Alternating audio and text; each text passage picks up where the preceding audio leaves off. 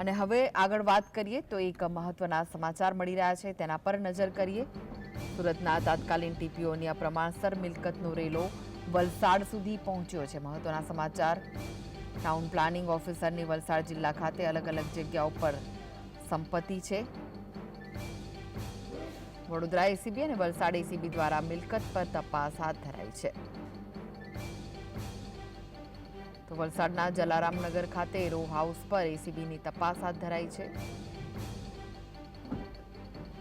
કૈલાસ ભોયાની તમામ સંપત્તિ પર તપાસ હાથ ધરવામાં આવી છે.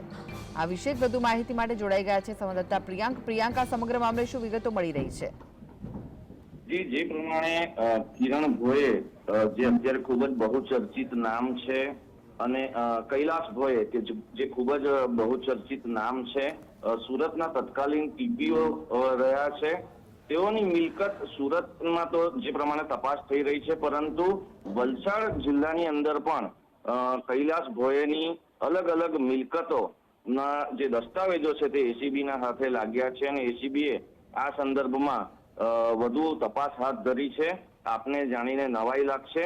કૈલાસ ભોયાની જિલ્લામાં જુજવા, અબ્રામા, કાંજણહરી, ધરમપુર, તુતરખેડ સહિતના વિસ્તારોમાંથી સંપત્તિ મળી આવી છે, જેનાથી ખ્યાલ આવે છે કે આ એકમાત્ર નોકરીથી કેટલી મિલકત તેઓએ વસાવી છે. અલગ અલગ નામે તેઓએ આ મિલકત તેઓના જે ફર્સ્ટ બ્લડ રિલેશનમાં ખરીદી છે તેને લઈને એસીબી વધુ તપાસ કરી રહી છે.